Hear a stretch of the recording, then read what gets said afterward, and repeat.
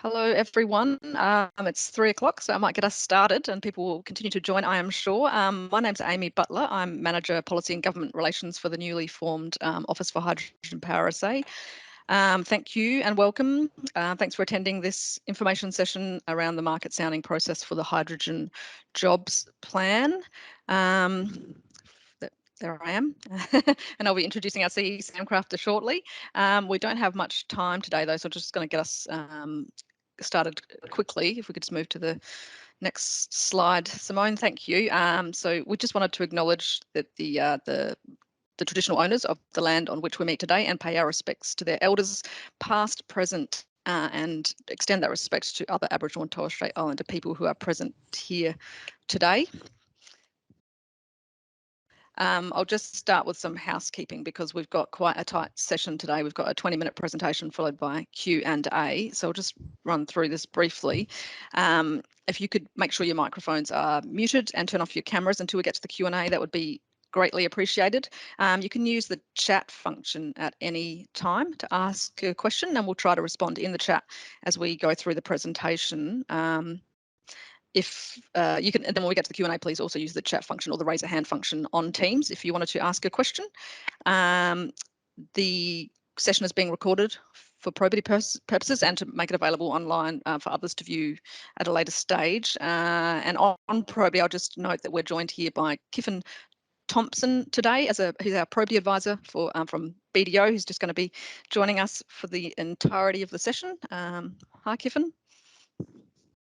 And I think I've covered most things from a housekeeping perspective. We're joining you today from the Whyalla City Council, where we've been doing a bit of a tour around the town today. I think I've covered everything, so I'm going to hand over to Sam Crafter. I'll be trying to, as I said, answer your questions in the chat as we go, so feel free to throw them in there at any time. Good afternoon, everyone. Thanks very much for joining us. We do very much appreciate you giving us your time, which we know is very valuable. So I think the project overview is fairly straightforward. I think what's important is that the government has put out very clearly through the period of the election and post the election that the hydrogen jobs plan that it's looking to deliver and the targets that it's targeting to have 200 megawatts of power generation, 250 megawatt of electrolysers and storage. The numbers they put there were 3,600 tonnes of storage, effectively equating that at the time that this was contemplated, it was 2 months of operation for that power generation. And so the budget there, 593 million and having it up and running by the end of 2025. So I think the important thing here is that the context of the market sounding that we put out was really because we had a lot of people from industry reaching out very quickly to offer views, concepts, designs, different ways of approaching how we can deliver that on those commitments that the government have. So the market sounding, you'll notice, has been, and we'll run through it again in more detail, but I guess conceptually, the objectives the government's looking to achieve are to have more dispatchable power generation and the 200 megawatts as dispatchable power generation in South Australia. And I think if you look at the transition that's underway in the market, the power generation assets that are aging on the East Coast and the fact that they're retiring without a really truly coordinated plan, the government's very keen to make sure that it has that dispatchable power generation in South Australia. What has then come from is how would you fuel that, and that's where the dual objective is also to try and develop hydrogen, the production of green hydrogen through electrolysis at scale, and hence the 250 megawatt of electrolysers. So there's an objective that certain things in the electricity system from an engineering and a management perspective and a mix of generation that we are looking to deliver through the power generation, but then also there's an objective to try and fast track the hydrogen, green hydrogen production process here in South Australia. And then obviously we need to have the associated storage that we need to enable that to function. So if we just move through to the next slide. So there's some objectives as to sort of why we're doing that. What are the outcomes we're looking for? Obviously, it's a hydrogen jobs plan. So South Australian jobs are very important.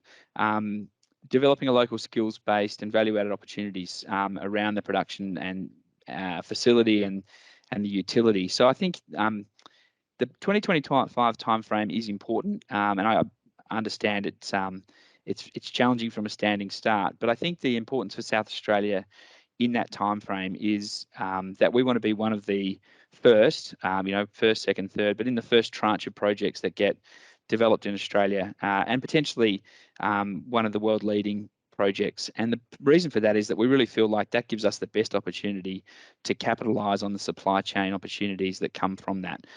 We'd like to think that if we can do that, then we can attract industry into South Australia and to gain some of the benefits of that, and then really set up a hub, if you like, where potentially industry can service the rest of Australia from, to the east and the west out of South Australia. So that's one of the clear objectives there as well.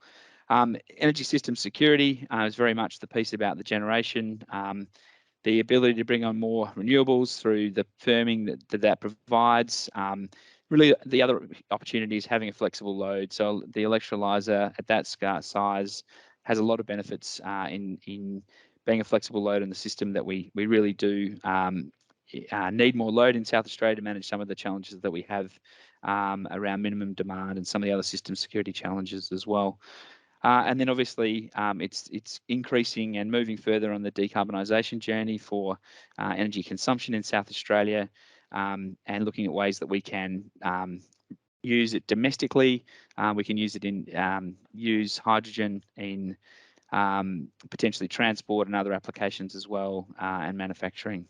So, and I guess that there is a goal here as well. And the other important thing is that we're not doing this in isolation from other things that are happening in South Australia. We've got the Port Bonython Hydrogen Hub underway. There's an expression of interest process there. That has had a number of parties involved there. And the idea here really is, how can we work to use this investment in South Australia to help to catalyse that further investment from other parties? So it's certainly not about competing with. Yes, we've got different timeframes, but I think the objective here is to try and maximise the investment in South Australia, maximise the growth of that industry. And I guess one of the potential advantages there as well is that we're looking at doing things in close proximity. So Port Bonython, this will be in the Whyalla area, so they're very close to each other. The government is also doing feasibility work on the Northern Water Study, and really that Northern Water project is about opening up water supply to the north of South Australia for the mining sector, but also potentially for use in this growing hydrogen industry as well. So we're working to try and make sure that we're able to coordinate across those projects to deliver a really good opportunity for people to come and work with us in South Australia in this space. Next slide, please. So just in terms of a quick update, the Office of Hydrogen Power is established. We've been up and running for just over 2 weeks, but we're starting to build the team out. Very well supported by the existing team in the Department of Energy and Mining, who've been doing a lot of the work, heavy lifting to get things up and away. We had an expert panel around site selection, so there's a process underway at the moment where we're looking at all the range of sites within that Whyalla Council area, which was the commitment made about where it would be located. And so with the team are here today looking at some of those options. We're not going to be in a position to put a pin in a map and say it will be here by the end of this month, but we are looking to have done some of that shortlisting process in that time frame that was committed to. Obviously, until we know exactly what we're building, it would be fraught with danger to select an exact site, but we think there's plenty of available options in the area, and we'll look to continue to work on that in the coming weeks. The market sounding process opened a couple of weeks back at the Australian Hydrogen Conference. Was sort of the first day of that, and it closes on the 15th of July, hence what we're here to talk about today in more detail. I think you're all aware of the tenders website, and from here we look to shape out a procurement strategy. So this is genuinely a market sounding. It's an ability to capture concepts and ideas from a whole range of parties. We'll then look to shape our procurement, and we will go through a formal procurement for the various elements of the plant and facilities that we're looking to build. And the end of 25 target is really clear, and for any of you that were at the Hydrogen Conference and heard the Premier speak, he reiterated that again really clearly there. But it is about that broader opportunity of being a first mover that we're looking to target. Next slide, please. So just touched on that briefly, may not need to go into too much more detail, but we had the panel that's established. There's been consultation with over 30 different stakeholder groups around the site selection criteria. We're looking to prepare a report by the end of June around suitable land parcels and some recommendations for further action around site selection, and then look to continue our work with the stakeholders as we move through the next phase of that site selection process.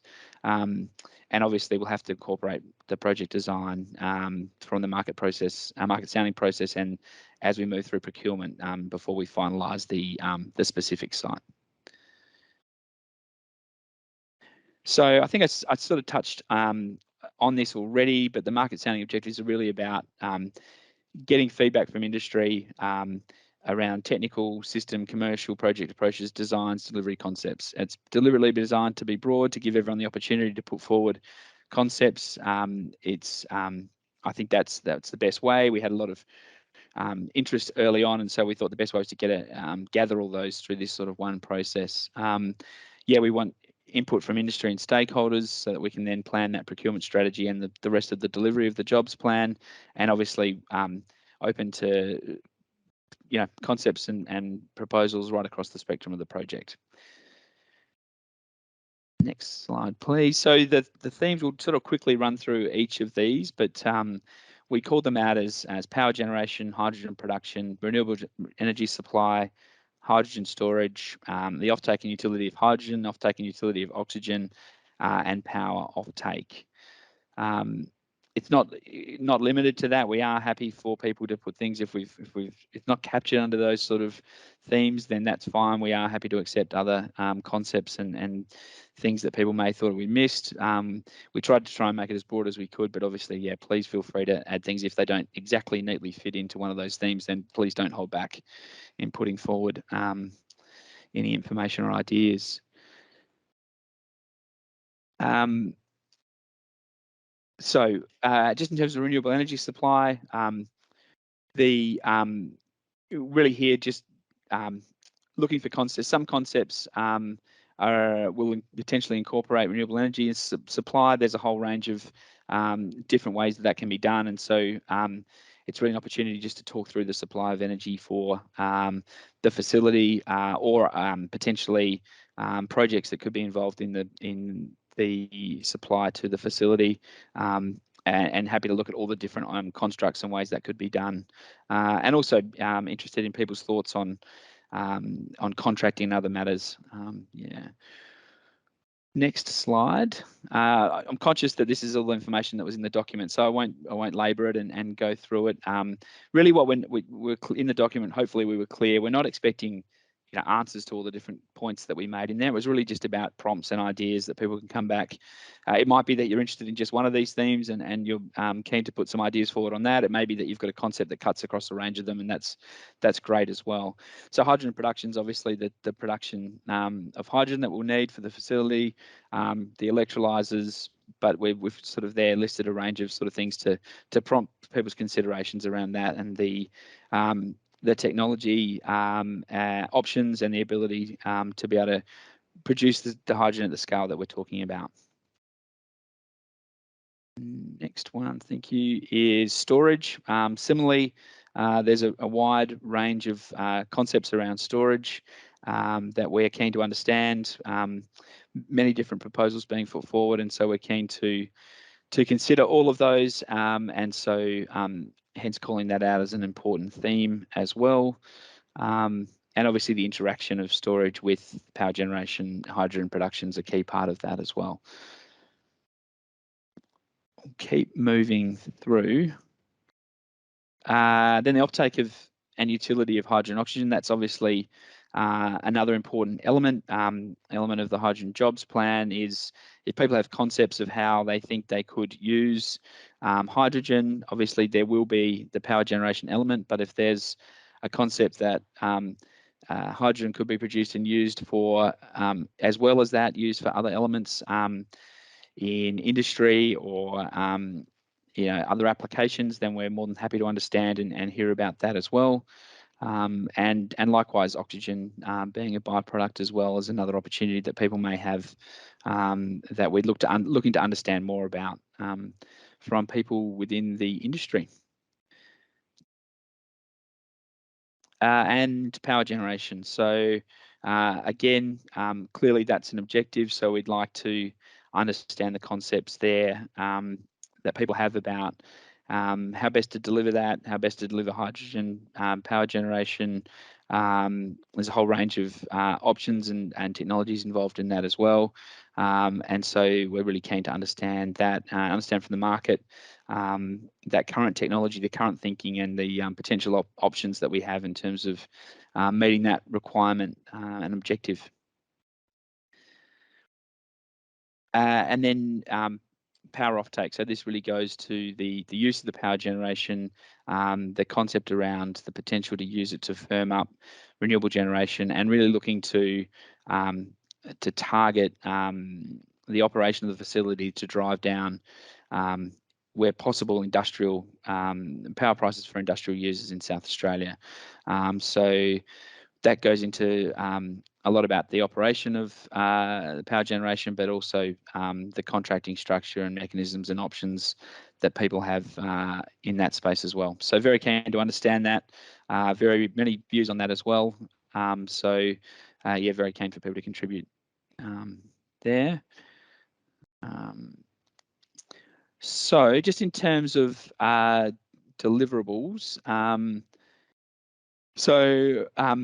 I think we've touched on the fact that we're up for the whole approach or some of the themes or sub elements. We're happy to receive information in any which way that you'd like to send it through to us in that regard. We obviously need some details, some background about where you fit into the industry and the opportunities that you're looking to put forward. It would be great for us to understand assumptions. We obviously understand that. Look, the other important piece of information is that we're not looking to publish the market sounding documentation. We are so it's because we're not in procurement, it's really information seeking, and we'll then look to use that to shape our procurement strategy. So obviously that's a call for people to make, and we understand that if there's commercial sensitivity, then we're not expecting people to divulge particularly commercially sensitive information, but obviously we'd appreciate any detail or assumptions or information that can be provided. So I think we've just got a few dot points here. We probably don't need to run through all of them. They're also in the documentation, looking at some of the general things that we'd like to see if possible. But again, obviously that's a call for everyone to make about what they're willing to be able to put forward to us. Yeah, in this early phase of the project, just to be clear, we've tried to limit the size of documents, the ability to put in attachments, but really trying to keep it to that conceptual thinking. I think we did put a 10-page limit on that, and so to that end, we're not going to have sort of any fees payable or things like that for this early market sounding phase of the project. It really is sort of a pre-procurement information gathering process, and then we'll move to the more formal procurement stages subsequently to that. So that pretty much wraps up our presentation. I know there's been a few things coming through in the chat, so we can make sure we weave our way through and try and provide answers to those. It would be good. Yeah, so very happy to do it just by pulling things out of the chat if people wanted to do it that. If there's people that have also want to raise their hand, more than happy to have the conversation. Obviously trying to be as efficient as possible today. So we'll work through, we've got the full hour, but if we don't need to use that, then obviously no point keeping people on the line. So we'll just work through the questions and go from there. Amy, sorry, did I hand back to you? Yeah. Hi everyone again. I've tried to answer a few as we go, but I'll just there are a few that I've left as well to cover now. So Robert Dickinson asks, power to fuel and fuel to power plants need not be co-located. Left with the impression that when you refer to a hydrogen power plant, you're referring to a big battery on one site. Sam, do you want to cover off on that one a little bit?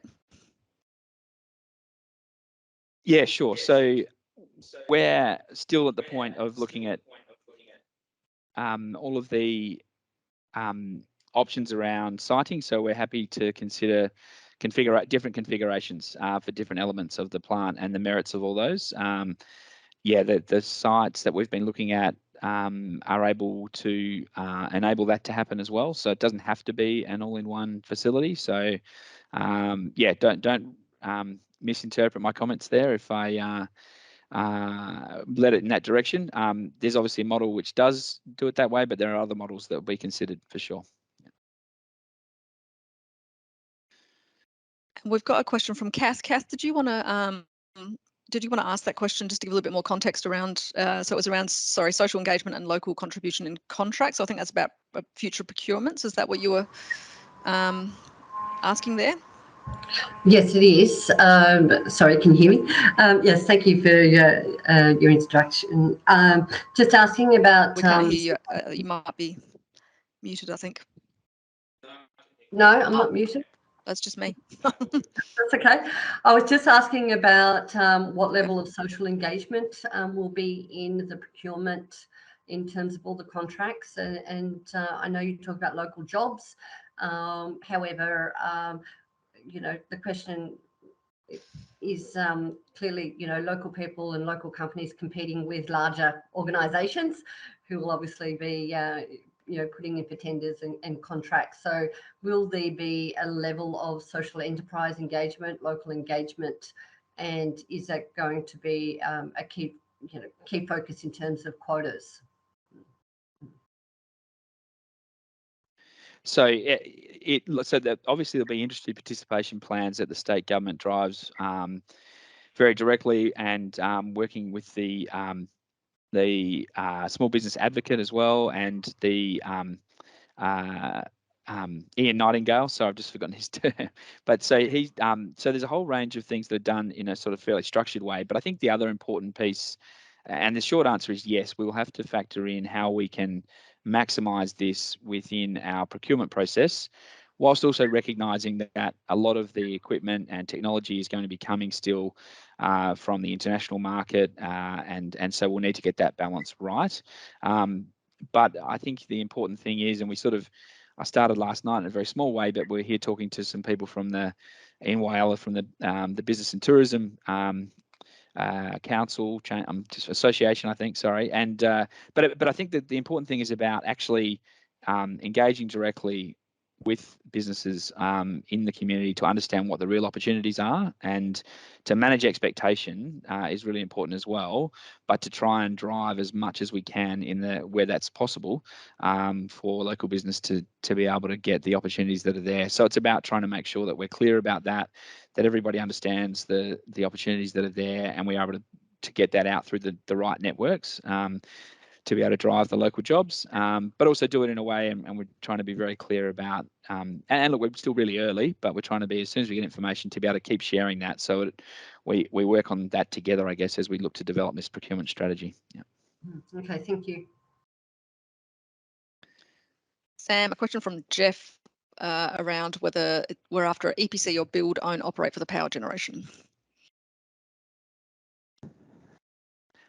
So another thing that we're keen to understand different options on from the market, I think. Yeah, sorry. Yeah, Amy and I are just juggling from Whyalla, so excuse us if there's a few crossovers and echoes and things, but we'll do our best. I think so. We haven't made a decision on that yet, is the point. The government will look to own the facility it'll be a government-owned plant, but we are very keen, and I guess deliberately kept the market sounding broad to try and capture concepts that people may have in this space that they're willing to put forward as well, and for us to better understand that. So that'll be definitely something we'll have to work through in that procurement strategy phase before we go back out to market. Yeah.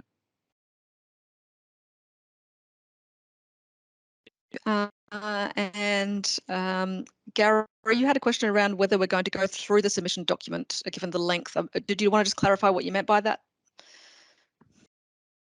Oh, I'm just. If you're online still? Yeah, I'm online. Can you hear me? Can you? Yeah, we can. Yeah. Okay. Yeah. No, it's just this deliverables. So just these 10 questions of deliverables and project time, that's just got to be limited to 10 pages. Yeah, look, so deliverables is it's really, I guess, some of the things we'd like you to consider in putting forward your thoughts and concept, etc. So there isn't a template and there isn't a formal list. It was really some of the concepts and things that we'd like you to consider that would be very helpful for us, but we're certainly not expecting necessarily to have everything covered there. And we really are looking for that more, I guess, concept piece over the sort of 10 pages rather than a detailed analysis of each of those points. So that's the sort of level we're pitching it at. We're conscious that we didn't want to sort of turn things around in 6 weeks and put an onerous burden on people to do a lot of work and then turn around probably within another 4 to 6 weeks and ask for a full procurement process. So really what we're looking here is at higher level concepts, and then there'll be a full opportunity to detail things as we move through the procurement. Okay, and it's worthwhile submitting even if you can't meet your proposed timelines for the concept. Yeah, absolutely. Look, we're still very keen to understand all the concepts that are out there, and it obviously helps us to learn exactly where the industry's at regarding those timeframes as well. Yeah. Okay. Thanks, Sam. And I'm not sure, Anastasia, if that kind of covers off some of your questions around what we're looking for when we talk about technical specs. But did you want to pipe up if there's anything that we haven't covered around what we're looking through the document or through the process? No, that does go some way to answering that question. Thank you. Yeah, it was just identifying how much of a view that you'd had of the technology running the plant as opposed to the engineering assets that enable their energy to be created and then flowing through the rest of the grid.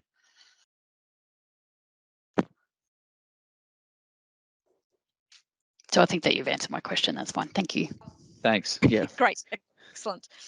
And Simone, Nick's asked if we could put up the H2 storage slide again. Or I'm not sure if we can just get that one back up so we can have another look at it. It's okay. Sorry, Sam and Amy. If it's okay, if you're going to send the slides, it's okay. I just thought, Okay, great. Yeah, we'll do that. After Innovative Solutions, I'm sure you were. Yeah. I was just going to say, obviously, the purpose of the market sounding being broad is to capture as many innovative and different concepts that are out there. So that would be great. And while we're on a roll, the government has, Stephen, just confirming, the government has stated that the site is in around Whyalla, and the Whyalla sort of council area is the area that it's being proposed for. Equally, it's a market sounding. If someone has a really compelling case that it should be elsewhere, then obviously we'll take that into consideration. But I think the government's been pretty clear about its priority for Whyalla. Yeah. Thank you, Sam. And Sarah, you asked about the establishment of the office, so I can pretty much answer that one. We have been established directly in relation to the hydrogen jobs plan specifically, but obviously there's going to be a strong need to work very closely with other hydrogen projects across, within the state and more broadly. Sam, I'm not sure if you wanted to add anything to that. And there's a team within the Department of Energy and Mining who are doing a fantastic job, and we'll obviously continue to work closely with them. Obviously, when it comes to procurement and things, we'll need to manage carefully information flows and make sure that, some things they're, obviously not across, because they've got a whole range of industry development engagement that they're doing in a broader sense across the hydrogen industry. But in a broad sense, we'll work very collaboratively to be able to make sure that that we take the whole industry forward, it's certainly not about setting up an office and getting after a project and not factoring in all the other opportunities in South Australia and how we can work collaboratively to make them all better, or work better together. There's a hand up. I was just going to say, just move away from the chat for a second, because I think Matt Sherwell, you've had your hand up for a while there. Sorry about that. Did you want to? Did you have a question okay. you wanted to? I'm very patient. Yes, hello. Thanks for your time today.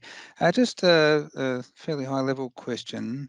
Are there any sacred cows in this? What can't be challenged? Sort of, we talked about a 250 megawatt equivalent electrolyser. Is that it? Is a 200 megawatt CCGT? Is that unchallengeable? You've mentioned the state want to own it. I'm assuming that's locked. But what other things are locked and what can be challenged, or what are the parameters that we're thinking about?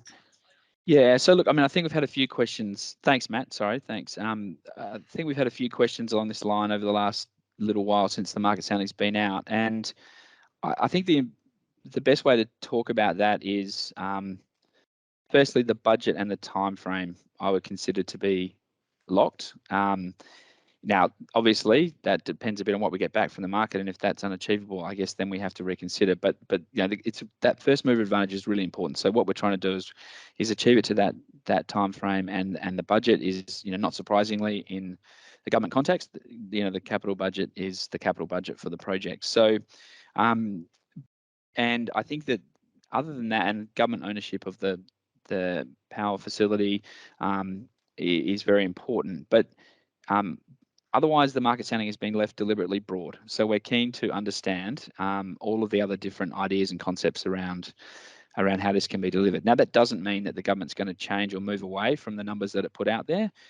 But what they've asked us to do is to find out from the market feedback about what options there are out there, and then we'll need to look to engage with government around that as we formulate the procurement strategy and look at all the options that have come back. So I think the important thing that you can interpret is that the documents are kept deliberately broad to try and understand all the different options that are out there. Yeah. Thank you. Thanks, Matt and Sam. And Karen, Sam, Karen had a question about water, the water needs for the project, specifically around desalination, potentially operating out of Whyalla. Don't know if you wanted to pipe up, Karen, if you wanted to be more, if you wanted to say more about your question. How are you going, Sam? How are you, Sam? I was just wondering if, obviously this is still being worked out, but, whether it's going to be able to be at Whyalla. I just sort of, wondered if that's actually, if there are some hairs on that. So, look, so we, it's obviously a key consideration. It's a consideration for our projects and also for the Port Bonython hub projects in terms of hydrogen, but we do think that it's a manageable to be able to get that water supply. We've had conversations even as recently as today with SA Water about some options there. There's obviously the Northern Water Initiative as you move forward that potentially plays a role in this as well. So there's nothing that's a showstopper on the waterfront, and obviously we'll need to look more specifically at that as we move through the process. And I think, look, from a broader perspective, obviously, from an Eyre Peninsula perspective, Karen, where you're from, I think it's what's exciting for South Australia here is that I don't think it necessarily is just Port Bonython and Whyalla that has the opportunity to be involved in the hydrogen industry as it looks to grow here. Obviously, there's the expression of interest for those that aren't aware around Cape Hardy, which is where the Karen's organisation, the Eyre Peninsula Cooperative Bulk Handling Group of farmers, are involved in the proposals around a grain port there, but a multi-user facility. And so that's gone out for an expression of interest from the team at Iron Road who have the facility there. But that's, I guess, a real opportunity, I guess, is growth of hydrogen, growth of green hydrogen production in South Australia.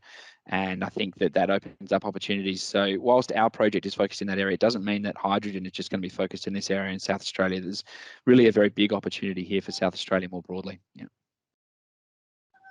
Thanks, Sam.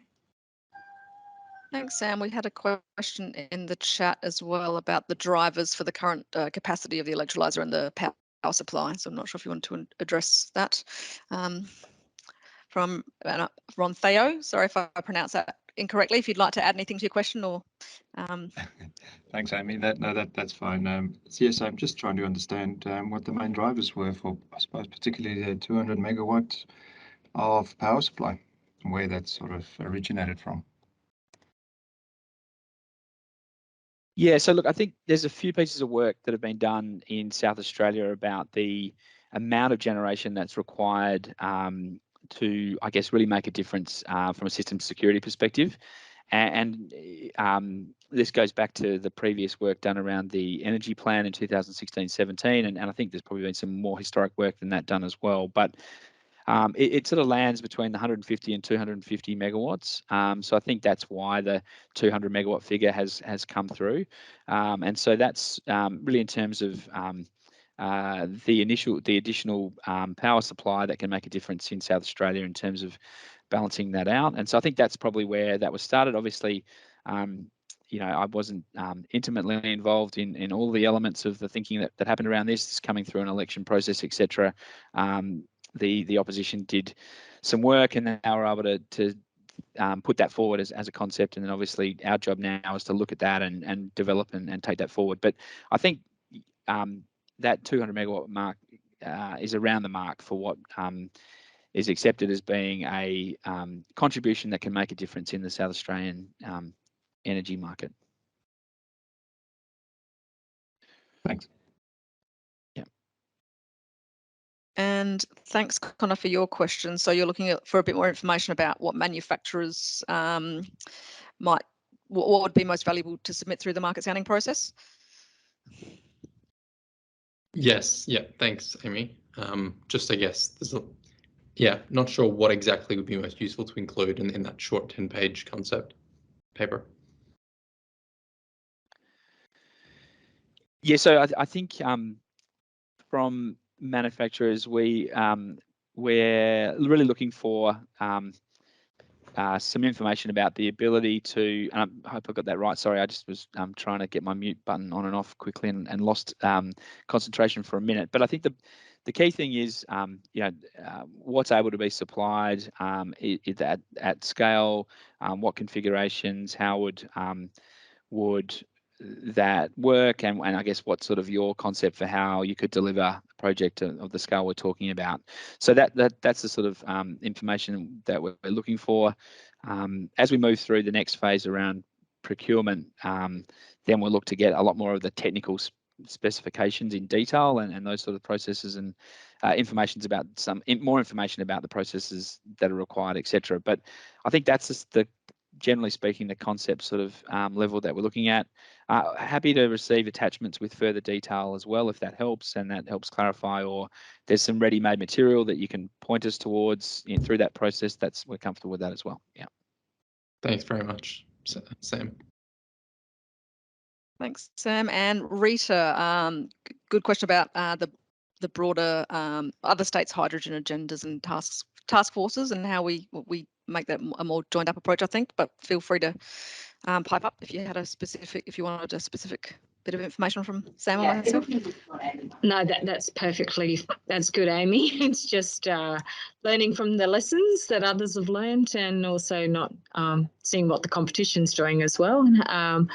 And if there's any federal funding that might be attracted to this project, obviously understanding the point of difference of this project to others in that space. That was my point regarding that one. Yeah, thanks, Rita. I think it is interesting. Like, there's a lot of work going on, and I'm able to talk with some of our state colleagues at the Hydrogen Conference as well, which is great and helpful. And I mean, often these things are running competition, but quite often there's a really collaborative working relationship, particularly at officer level. And I know that Nick and Richard have developed really good relationships with others from around the country that are looking at these opportunities. I think one of the things that is different here is that the state government is investing the capital to build the facility. So that's an exciting opportunity. And I think there's a lot of other projects and a lot of other funds and things that are being done around the country, which is also really exciting. I think we've got an opportunity because of that fact, which means that we can probably capture some of that first mover advantage, really from a couple of perspectives that are important. One is that being a state government and having some objectives that are broader than just a return on investment, it means that we can have a look at bridging the risk gap that exists in getting a large-scale electrolyser in place at the moment. So of course we're not going to go all the way out on the risk curve and be completely uncommercial or uneconomic. But what it does mean is that we can look at it through a couple of different frames, being a government, and one of those is to try and drive that industry benefit and that local industry benefit, and the other one's to try and to meet some of the requirements we've got around the electricity market, and so how we do that at the same time as demonstrating the hydrogen at scale. So I think that's part of the role that we can play as government, is to try and bridge some of that gap, which hopefully then means that it's a little bit easier for others to come after us in some of the larger scale developments. And so if you think about the grid scale battery that we developed in South Australia, it was a similar model. We found a way to provide some more value, to really pay for things that weren't being paid for in the existing market because of the services they could provide and the system security it could provide and fast frequency response, etc., that battery provided in the South Australian market right at a time when we needed it, and the government was prepared to enter into a contract at that point in time to be able to do that. So I know it's different facilities, different scale, different technology, all of those things, but I think if you think about what was achieved out of that was that grid scale batteries, the technology was proven up, and that's then gone from strength to strength around the country and around the world. And so what we're trying to do is take a similar approach in terms of how do we build something, and I think that will help other states as well. And obviously there's a lot of things other states are doing that we can learn from, and look, there's also some broader learnings that we can have. I think obviously Matt's on the line as well, but I used to work at Santos, and when we went through that, the country went through the process of, and all the companies involved, of developing East Coast LNG at Gladstone. I think with hindsight, everyone would look back and say there's a lot of learnings about building industries and doing it in a way that can make sure we have the sustainable ongoing benefits for the communities in which they're built, and also sharing facilities and things is something that need to be looked at as well. But I mean, I think we're right back at the early stage. There was an LNG industry fully established when that was done, and this was about trying to get projects over to the East Coast. I think what we can say is if you're going to build things at industrial scale like the hub at Port Bonython and potentially this project, then how do we do it in a coordinated fashion that really maximises those benefits locally?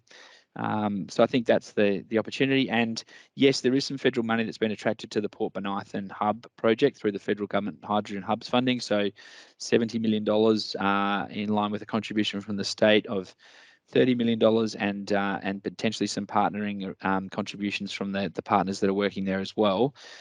So that's coming in. I think the broader conversation that everybody in the whole country is having is with some of the very large funds that have been allocated in the incoming federal government around the energy space, around Rewiring Australia, around some of the innovation funding that's there for renewable energy developments. How can we potentially collaborate with the federal government to try and build out some of the other infrastructure that we might need over time? So they're very, it's only a few weeks, obviously, and they're conversations that the state government will definitely be having.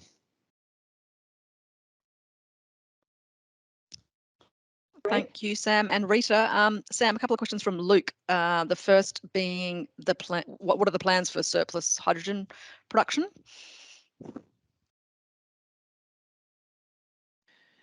So, I mean, again, in its simplest form, we'd really like to understand the options for any surplus hydrogen production. So, we'll need to look at how we configure the plant and a whole lot of factors into how much and availability of surplus hydrogen.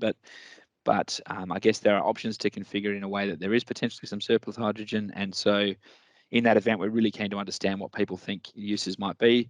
There's a whole range of things, and it may be that, I mean, it's, is there an opportunity the state can play a role in some hydrogen production as the rest of industry catches up? And then, and again, maybe it's a bridging concept or something there. But look, that's really what we keen to understand from the market is exactly what opportunities might be out there, and if there's a value or an opportunity for South Australia to do that. I think there's other interesting collaborations around that the state government's part of with like the heavy industry low carbon transition, CRC, and they've got a whole range of trial projects they're looking to do. So, that might be another avenue with research organisations and all those sort of things that would be considered if some of those concepts come forward as well. But that's really what the market sounding is about, is to try and understand, is there a market if there was some excess hydrogen, and what could it be used for? Yeah. Thanks, Sam. And the second part of the question, which you might have partly touched on or covered, is whether we're looking to work with connected generation or provide power to provide the power input, or sorry, new generation or existing generators. I think it goes back to that earlier conversation. I think Matt asked the question. The idea of the market sounding is kept deliberately broad to understand all the concepts that people have about how it could be delivered. So I think that's the, and again, that doesn't mean that there's any preconceived ideas other than what the government's committed to as the targets they're looking to achieve. But we're keen to understand all those different options that are available.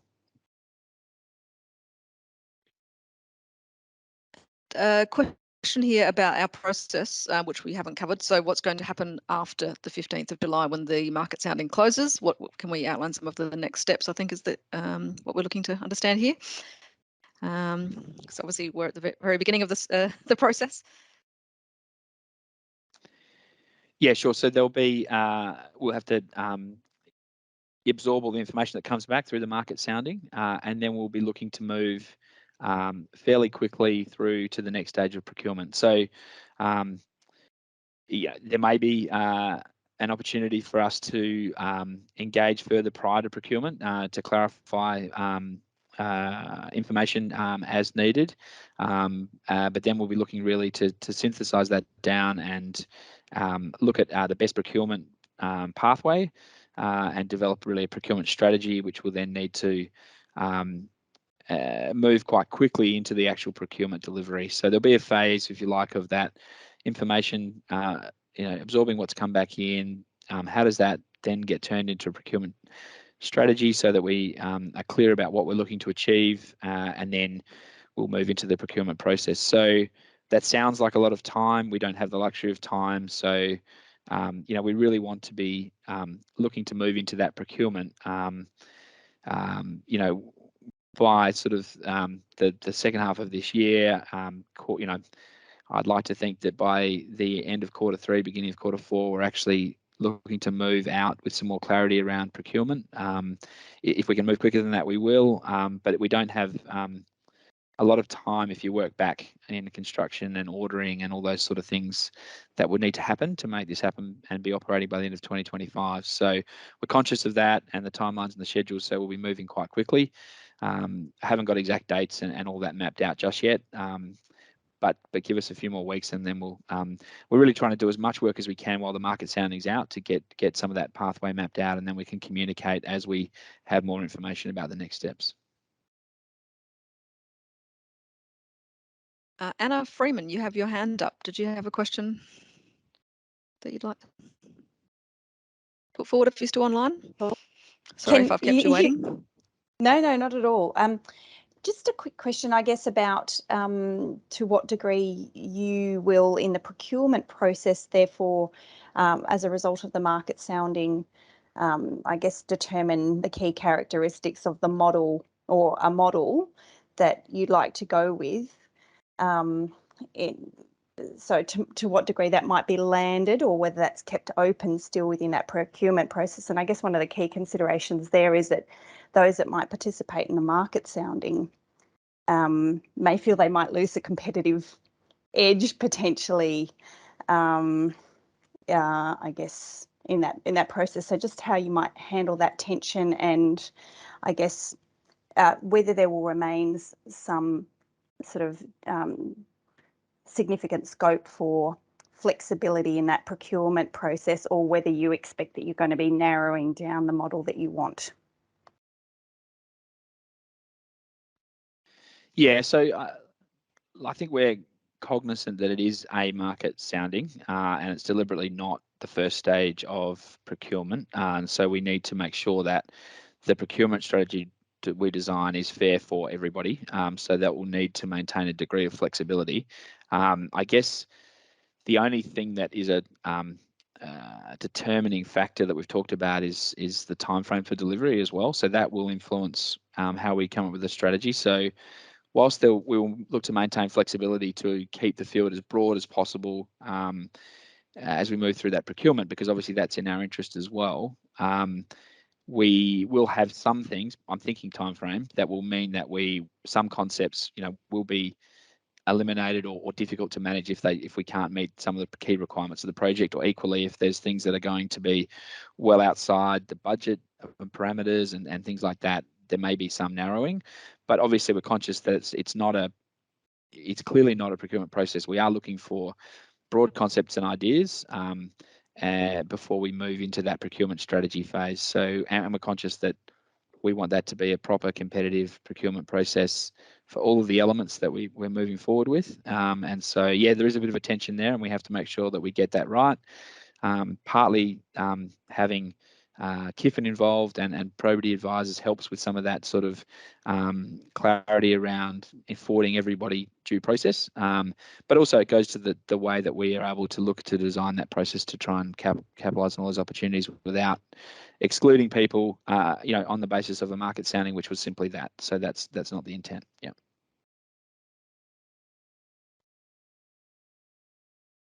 And I think this might be the last question in the chat, but please let me know if that is not correct. Dana has asked whether the hydrogen jobs plan contemplates some form of hydrogen export, or whether it's all intended for domestic use. No, so it's not. Well, so what it does contemplate in the hydrogen jobs plan is an export strategy for South Australia, hydrogen export strategy for South Australia, and so we're just working through that with our colleagues at DEM, and it'll be a collaborative approach to delivering that. And in fact, DEM may end up doing the lead work on that with their industry engagement role. So the hydrogen export strategy for South Australia is a deliverable, and that will be something that will be developed in conjunction with the work we're doing around the plant. But it's not intended that this hydrogen production facility would look to export or compete with others that may be looking to export from South Australia at this point in time. Again, I guess there's a whole broad range of concepts that people could put back, which may include that, but it's not something that, if you look at it's about that power generation piece and about potentially some excess hydrogen, but it's not intended to compete as an exporter. It's more about how do we catalyse some of the technology, how do we look to do things at scale, which hopefully could help accelerate some potential export opportunities from South Australia with other parties looking to invest and develop projects in South Australia. Thanks, Sam. I think we've covered everything, but please pipe up if we've missed a question, or if anyone had another question, because we do have a few. Oh, here's one from Richard. Richard, did you just want to pop up and some hydrogen storage concepts such as liquid hydrogen require enabling technology such as liquefaction and vaporization.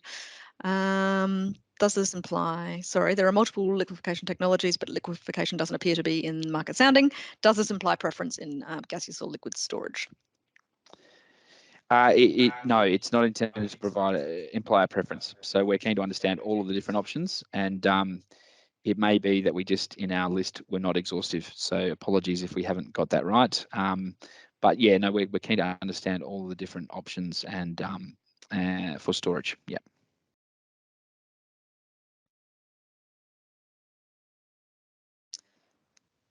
So if that covered everything, I think we're pretty much done, but last chance to put your hand up or put something in the chat if you had a question. But we are happy to take questions on notice. We can pop a slide up that has our contact details if you'd like to submit something by email. Anything that you submit obviously will form part of the the formal process, and we'll publish any answers online so everyone has access to all of the information. There it is. Thank you, Simone. So feel free to send through a question that you haven't had an opportunity to answer, and we will be getting the session up online at some stage in the near future if you wanted to refer back to any of the answers. Sorry, just one other thing. We did have another question that came through earlier in the day to the team in the lead up to this, just about the certification process for green hydrogen and also the renewable electricity going through that. So that is obviously something that we'll need to be clear about in the procurement, and we will look to do the work required to make sure that we've got that. There's a range of national processes underway, and we'll need to make sure that we're contributing with that, that we're in line with market expectations around that, and we're really clear to people about the products that we're producing and selling. So just another thing that was worth flagging with the broader group, and there'll be some work we'll continue to do in that space as well. And we will get the email into the chat definitely in just a minute or two. Sorry, Amy, just thought I'd add that one in as well. Yeah. No, that was really important. Thanks, Sam. So we'll put the email in the chat, but generally just thank you everyone for making the time to attend, come along and show an interest in the project, and hopefully it was valuable, but do send through any further questions that you might think of after you sign off. Thanks, everyone. Thanks very much, everyone. Thank you. Yes. Thank you. Bye. Cheers. Thanks, Sam.